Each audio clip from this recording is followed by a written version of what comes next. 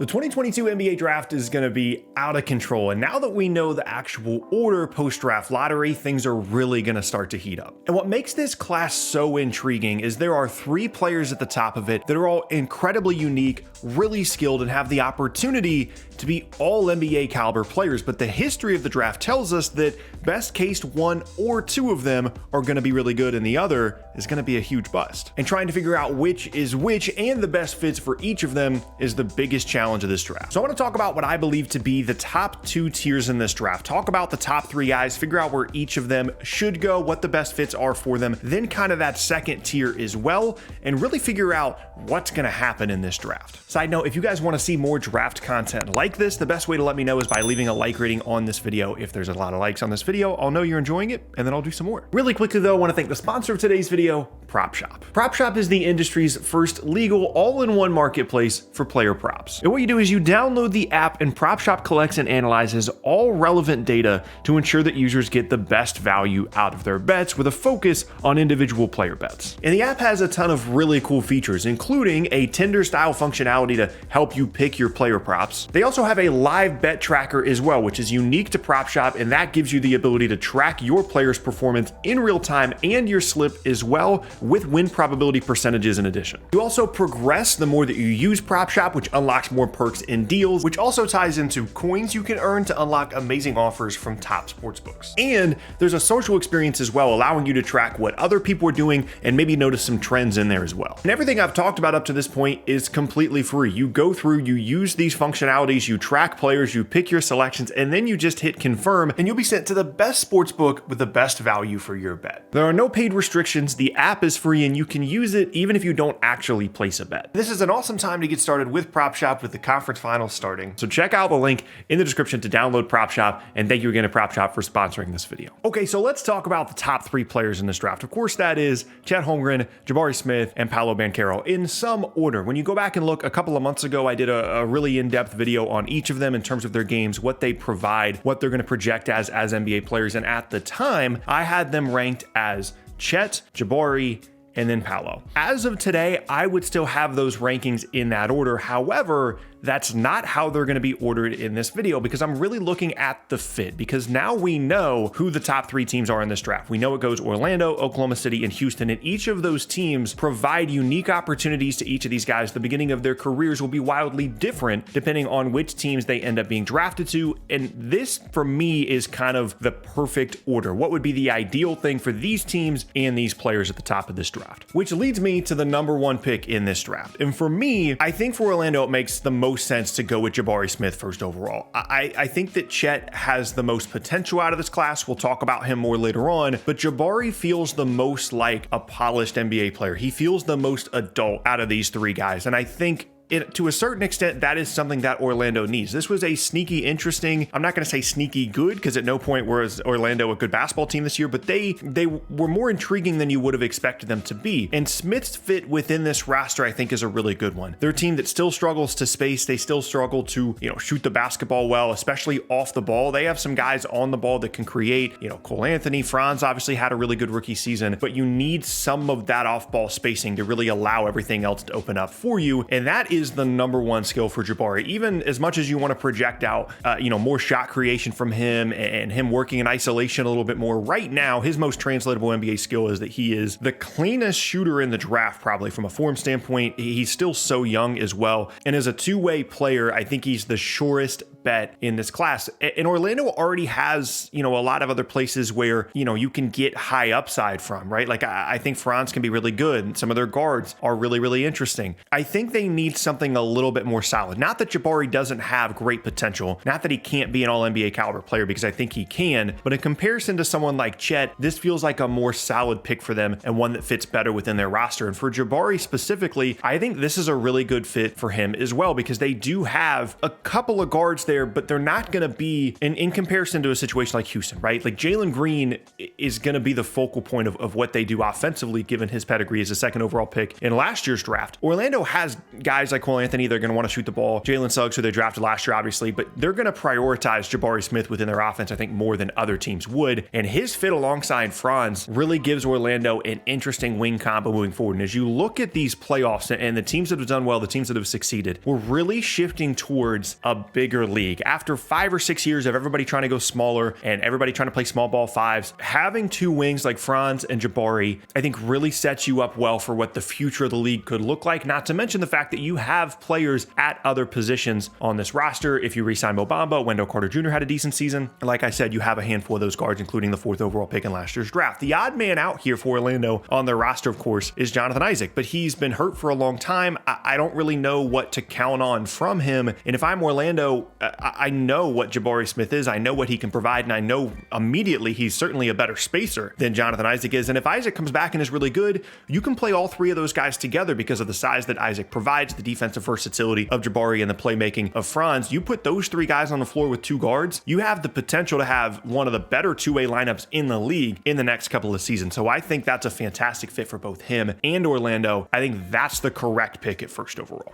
Which brings me now to the 2nd overall pick. And I really struggle with this one because Sam Presti, if there's a GM in this top 3 that's going to do something weird and something different, I would bet on it being him. But the more that I looked at their roster and the prospects in this draft, I think Chet absolutely makes the most sense for them. And also, I think this is a fantastic situation for Chet to go to, because my concern as someone that really likes Chet, I think he's the best prospect in this draft. I think he's got incredible upside. My biggest concern for him would be not being prioritized enough in the beginning of his career as an offensive player, and not having the proper infrastructure around him offensively to allow him to grow into that bigger role. Those sound like two different things, but really they're the same. I want a team that is going to invest in the development offensively of Chet Holmgren, so he's not just, a poor man's Rudy Gobert later on down in his career. But I also want a team that isn't going to put this huge spotlight on him as potentially the 1st overall pick in the draft. And if he goes to Oklahoma City, you've got Giddey, you've got Shea, you've got Lu Dort, you have the makings of a perimeter team around Chet that can make his life easier. They can get him easy buckets.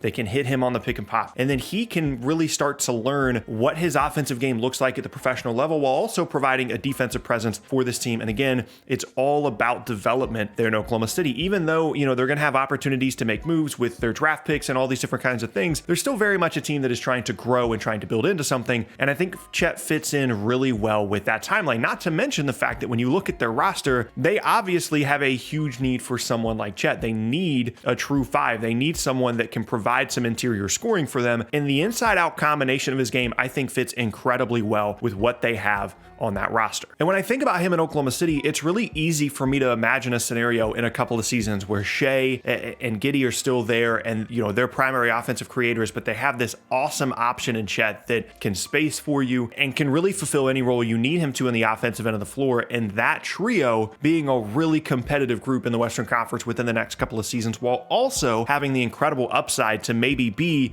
an incredible two-way big as well. I think the combination of his ceiling and the timeline of Oklahoma City, I think that is a perfect fit for him. I think it's a great selection for a team that has been kind of obsessed with raising the ceiling of their team over the last couple of seasons. And again, they definitely need a player like this on their roster. Even if you're not someone that likes the idea of taking a big guy high in the draft, I think Chet provides a potentially rare combination of skills and a rare upside that, even though obviously he's a skinnier guy, he's going to have to build up his frame at the NBA level. He's going to have time to do that in Oklahoma City. I don't think there's going to be this huge spotlight on him. And I think that is a really, really good fit for the potential, flourishment, I guess, of his career. The possibility of his career going really, really well. I think the best case scenario for him with the way this draft lottery shakes out is to go to Oklahoma City. And then lastly is in some ways the biggest sure thing in this draft, but also the biggest wild card. And that is the Houston Rockets, who they're going to get one of these three guys. They're going to get whoever's left, assuming nothing crazy happens. Nobody takes what I think is the second tier here in this class, Ivy, Sharp, and Murray. Assuming none of those guys go ahead of this top three, they're going to end up with one of the three. And obviously in this scenario, they're getting Paulo Banchero. But the reason that I say it's such a wild card is, as I said, I think at least one, maybe two of these guys is going to be an all-star and all-NBA caliber player. And Houston could end up with one of those guys by just sitting here and waiting. And Paulo's fit in Houston is super interesting as well, because if there's a single player in this class that is going to become a great wing creator, someone that you can count on to be the focal point of an offense on the wing, Paulo's the guy. Like, as great as Jabari is as a shooter and how much you think he's going to develop as an individual scorer, and with the skill set that Chet provides on both ends of the floor, neither of them are as good at this moment in time and have the most potential to be an offensive focal point of an NBA offense as Paulo Banchero. And I think there is a legitimate argument for him to go first or second in this class. The difference between these three guys in terms of the likelihood of them going first is not very big, but the fit for Paulo in Houston allows him to just kind of do whatever works for him, right? Like, in comparison to someone like Chet or Jabari going to Houston, those aren't guys that are necessarily going to like demand the basketball and say, I'm getting the ball and I'm creating here. And I think that's kind of what Houston needs. Like, Houston already has a ton of guards. They have a ton of guys that are going to be hunting out shots. And if you're going to develop in Houston, you need to be a little bit more aggressive. You need to be someone that really advocates for yourself within the offense. And I think out of these three guys, that is absolutely Paulo. You can feed him at the high post and he can attack in mismatches. You can play him at the 3 or the 4. He can continue to improve as a playmaker. They're going to have a good amount of spacing for him there as well. I think this is a really cool selection. And again, similar to the first two guys, I think this is a fantastic fit for Paulo. Now, the concern here would be he advocates for himself too much, and that stunts the development of someone like Jalen Green. And maybe in that scenario, you'd rather have someone like Chet, someone that will defer more, because you already have a perimeter creator in Jalen Green, some other guys like Kevin Porter Jr. that maybe you're excited about. But again, when you're thinking about teams that are having success right now in the playoffs, teams that are having success around the league, having wing creators is an important aspect of the game right now. And that is something that